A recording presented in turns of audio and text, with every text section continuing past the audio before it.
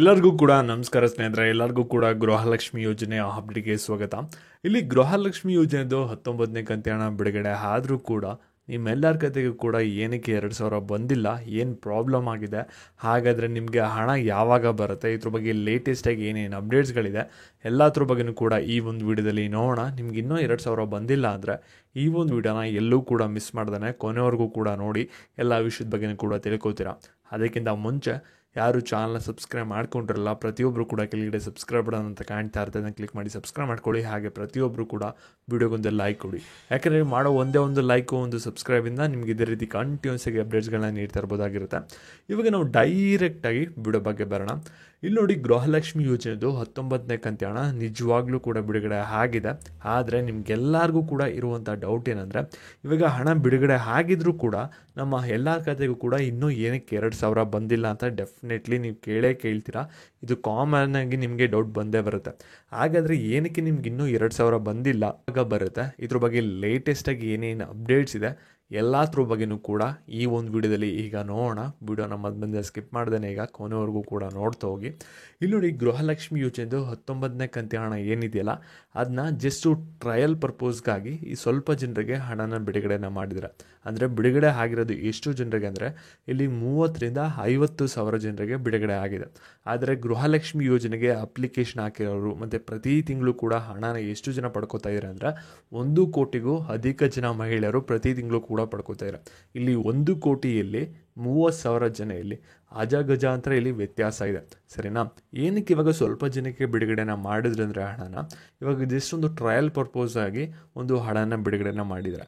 ಇವಾಗ ಹಣ ಬಿಡುಗಡೆ ಮಾಡಿದ ತಕ್ಷಣ ಕರೆಕ್ಟಾಗಿ ಮಹಿಳೆಯರ ಖಾತೆಗೆ ಹಣ ಹೋಗ್ತಿದ್ಯಾ, ಏನಾದರೂ ಮಧ್ಯದಲ್ಲಿ ಪ್ರೊಸೆಸ್ ಟ್ರಕ್ ಆಗ್ತಿದೆಯಾ, ಅಥವಾ ಏನಾದರೂ ರಿವರ್ಸ್ ಬ್ಯಾಕ್ ಆಗಿ ನಮ್ಮ ಅಕೌಂಟ್ಗೆ ಬರ್ತಿದೆಯಾ ಅನ್ನೋದನ್ನ ಟ್ರ್ಯಾಕ್ ಮಾಡ್ತಾರೆ. ಈಗ ಅದನ್ನ ಟ್ರ್ಯಾಕ್ ಮಾಡೋಕ್ಕೋಸ್ಕರ ಇವಾಗ ಜಸ್ಟ್ ಹಣನ ರಿಲೀಸ್ ಮಾಡಿ ಈ ರೀತಿ ಮಾಡಿದರೆ. ಮತ್ತು ಈ ಗೃಹಲಕ್ಷ್ಮಿ ಯೋಜನೆನ ನಾರ್ಮಲ್ ಆಗಿ ಬಿಡುಗಡೆ ಆಗ್ತಿತ್ತಲ್ಲ ಇಷ್ಟು ದಿನ, ಆ ರೀತಿ ಆಗಿಲ್ಲ. ಈ ಸಲ ಏನಾಗಿದೆ ಅಂದರೆ ಬರೀ ಜಸ್ಟ್ ಟ್ರಯಲ್ ಪರ್ಪೋಸ್ಗಾಗಿ ಹಣನ ಬಿಡುಗಡೆನ ಮಾಡಿದ್ರು ಅಷ್ಟೇ.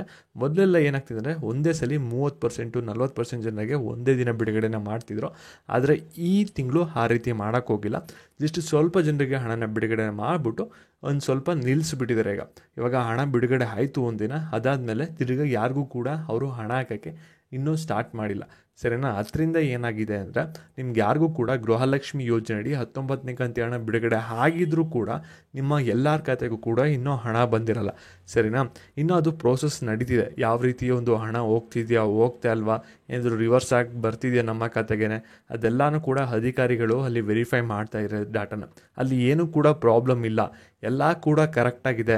ಇವಾಗ ನಾವು ಹಣನ 19ನೇ ಕಂತಿನ ಹಣನ ಮಹಿಳೆಯರಿಗೆ ಇವಾಗ ಬಿಡುಗಡೆನ ಮಾಡ್ಬೋದು ಅಂತ ಅವ್ರಿಗೆ ಕರೆಕ್ಟಾಗಿ ಒಂದು ಇನ್ಫಾರ್ಮೇಷನ್ ಸಿಕ್ಕಿದಾಗ ಏನು ಮಾಡ್ತಾರೆ ಅಂದರೆ, ಇಲ್ಲಿ ನಿಮಗೆ ಗೃಹಲಕ್ಷ್ಮಿ ಯೋಜನೆಯಡಿ 19ನೇ ಕಂತಿನ ಹಣ ಏನು ಬರಬೇಕಲ್ಲ ಅದನ್ನ ಒಂದೇ ದಿನ 30% ಜನ 50% ಜನರಿಗೆ ಹಣನ ಬಿಡುಗಡೆ ಮಾಡ್ತಾ ಬರ್ತಾರೆ. ಆವಾಗ ನೀವೆಲ್ಲರೂ ಕೂಡ ಆ ಒಂದು ಹಣನ ರಿಸೀವ್ ಮಾಡ್ಕೋತೀರ.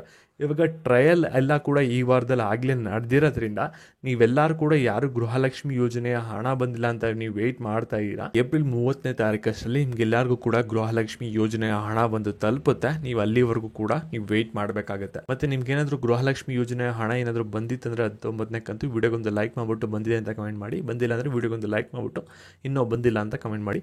ಹಾಗೆ ಈ ಒಂದು ವಿಡಿಯೋನ ಗೃಹಲಕ್ಷ್ಮಿ ಹಣಕ್ಕೆ ಯಾರು ವೆಯ್ಟ್ ಮಾಡ್ತಾ ಇರ್ತಾರೆ ಅವ್ರಿಗೆ ಶೇರ್ ಮಾಡಿಬಿಟ್ಟು ಮಾಹಿತಿಯನ್ನು ತಿಳಿಸಿ ಚಾನಲ್ನ ಸಬ್ಸ್ಕ್ರೈಬ್ ಮಾಡ್ಕೊಳ್ಳೋದನ್ನ ಮರಿಬೇಡಿ.